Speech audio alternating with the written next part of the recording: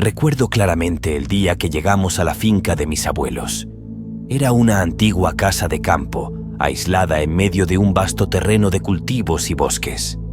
Mis padres pensaron que sería una buena idea pasar el verano allí, lejos del bullicio de la ciudad, y yo, con 16 años, no tenía más opción que acompañarlos.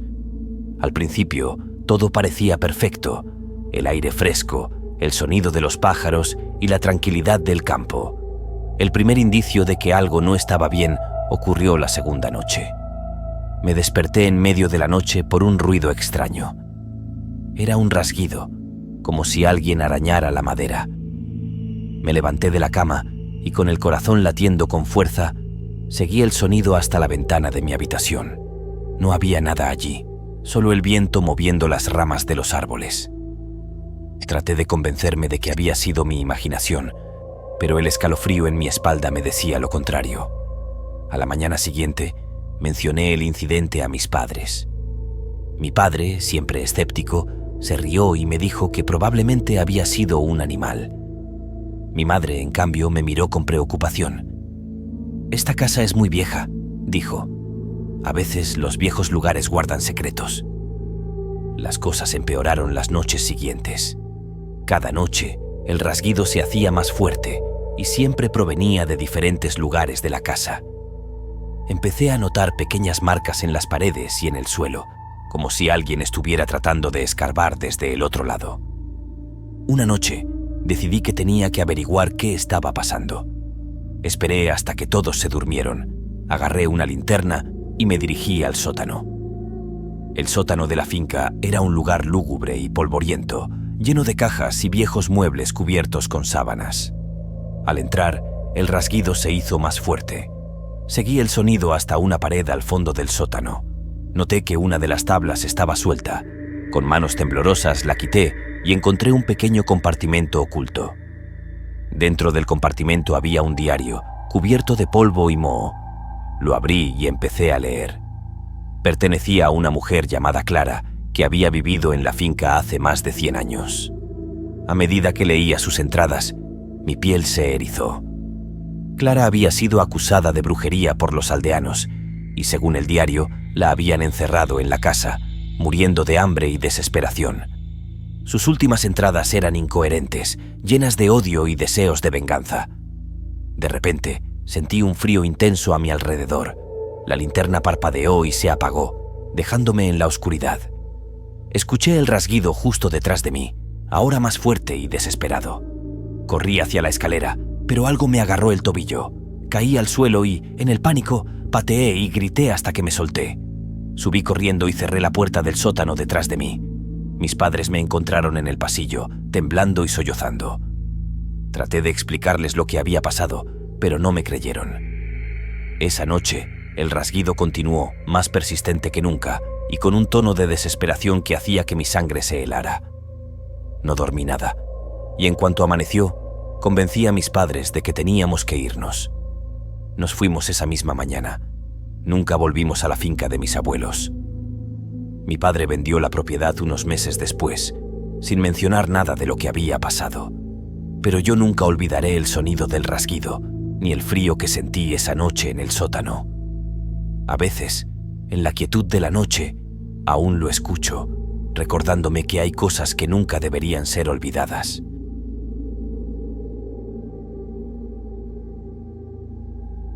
Hace 2 años heredé una finca de mis abuelos en un remoto rincón de Asturias. La finca había estado abandonada durante más de una década y su estado era lamentable, pero siempre había sentido una conexión especial con ese lugar. Quizás por los veranos que pasé allí de niño, corriendo entre los manzanos y explorando los bosques que rodeaban la propiedad. Decidí mudarme allí para restaurarla y darle una nueva vida. Llegué una fría mañana de octubre. El aire estaba impregnado del aroma húmedo del bosque y una ligera niebla envolvía la finca, dándole un aspecto casi etéreo. La casa, grande y de piedra, se erguía imponente pero deteriorada. Las ventanas estaban rotas y las puertas de madera crujían con cada ráfaga de viento. Me armé con herramientas y un plan de restauración y me dispuse a trabajar. Los primeros días transcurrieron sin incidentes. Me levantaba temprano, limpiaba escombros, reparaba ventanas y puertas y exploraba cada rincón de la finca. Sin embargo, al tercer día empecé a notar cosas extrañas. Al caer la noche, escuchaba susurros provenientes del bosque. Al principio pensé que era el viento, pero los susurros eran demasiado claros, como voces lejanas que intentaban comunicarse. Una noche, mientras cenaba solo en la cocina, escuché un ruido fuerte proveniente del piso superior. Subí las escaleras lentamente, cada crujido resonando en el silencio de la casa. Llegué a la antigua habitación de mis abuelos y vi que una de las ventanas que había reparado ese mismo día estaba completamente abierta. Sentí un escalofrío recorrer mi espalda, pero atribuí el hecho a mi propia negligencia y cerré la ventana con fuerza. Las cosas se intensificaron al día siguiente. Al despertar, encontré todas las puertas de la casa abiertas de par en par. Asegurándome de que las había cerrado con llave la noche anterior, una sensación de inquietud comenzó a apoderarse de mí. Intenté concentrarme en el trabajo, pero mi mente no podía dejar de preguntarse qué estaba sucediendo. Esa noche, mientras dormía, fui despertado por el sonido de pisadas en el pasillo.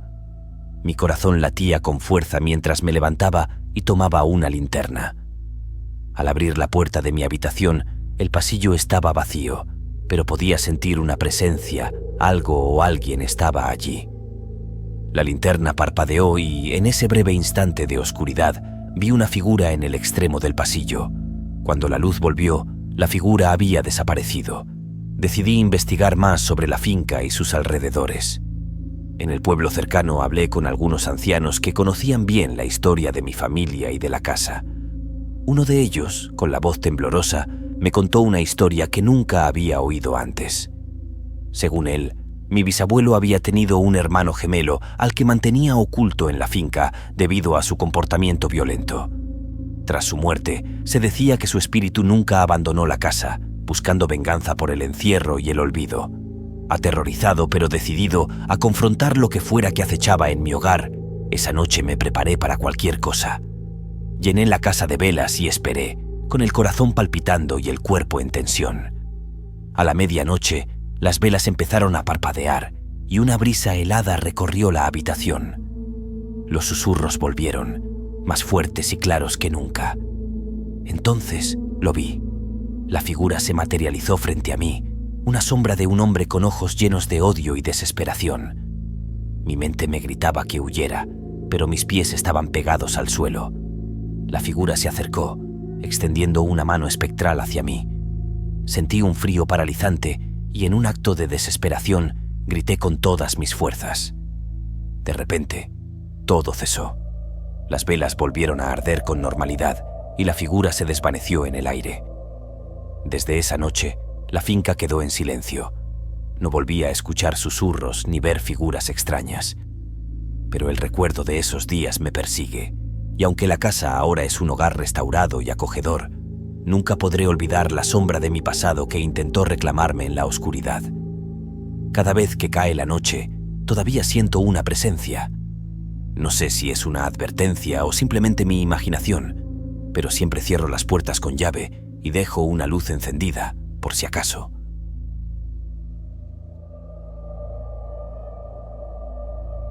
Recuerdo aquella noche en la finca como si fuera ayer, aunque preferiría poder olvidarla.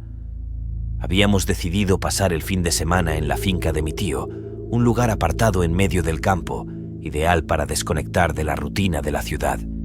Éramos 5, mi novia Laura, nuestros amigos Carlos y Marta, y yo. La finca era antigua, con paredes de piedra y techos altos de madera que crujían con cada paso.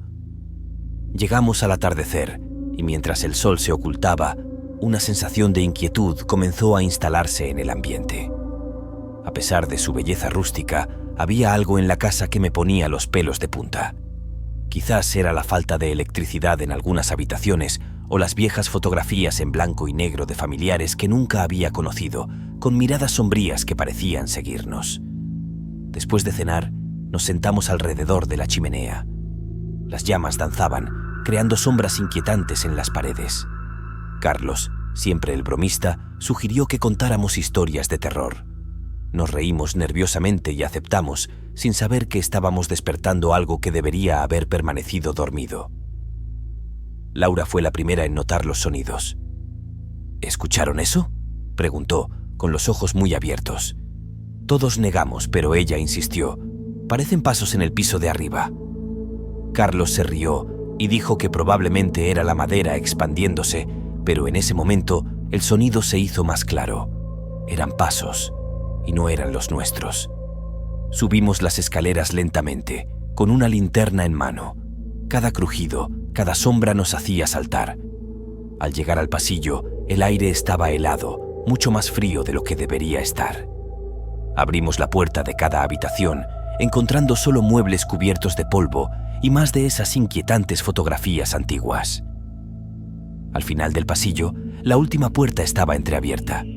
Al empujarla, la linterna iluminó una pequeña habitación con una mecedora en el centro, moviéndose suavemente como si alguien acabara de levantarse. Laura comenzó a llorar, diciendo que sentía una presencia, algo que no podía explicar. Intenté consolarla, pero entonces escuchamos un susurro, como si alguien estuviera murmurando en nuestro oído. Era una voz baja y gutural, diciendo algo que ninguno de nosotros entendió. El pánico se apoderó de nosotros y decidimos bajar y salir de la casa. Al llegar a la sala, nos dimos cuenta de que Marta no estaba con nosotros. ¿Dónde está Marta?, preguntó Carlos con desesperación. Regresamos a la planta alta, llamándola, pero no obtuvimos respuesta. La encontramos en la última habitación, parada frente a la mecedora, inmóvil y con la mirada perdida. Sus labios murmuraban algo inaudible. Cuando intentamos moverla, gritó de una manera que no parecía humana. Sus ojos, antes llenos de vida, ahora estaban vacíos, como si algo hubiera tomado su lugar. Logramos llevarla afuera y el aire fresco pareció ayudarla a recuperar algo de su cordura. «Ella está aquí», susurró Marta. «No quiere que estemos aquí». Decidimos irnos inmediatamente. Dejamos nuestras cosas atrás y nos apretujamos en el coche, conduciendo tan rápido como las viejas carreteras del campo nos lo permitieron. Esa noche no dormimos. Marta continuó murmurando sobre una mujer de blanco que había visto en la mecedora, una figura con ojos oscuros que la observaba. Laura y yo tratamos de olvidarlo, pero nunca volvimos a esa finca. Meses después, mi tío llamó para decirme que había vendido la propiedad. Nunca mencioné lo que sucedió, pero él sí me contó algo que me hizo temblar. «Encontraron viejos diarios en el ático», dijo. «Hablan de una mujer que vivió allí hace siglos. Desapareció una noche y dicen que su espíritu nunca dejó la casa. Esa finca sigue ahí, en medio del campo, esperando. Y a veces, en mis pesadillas, veo esa mecedora moviéndose lentamente, siempre moviéndose.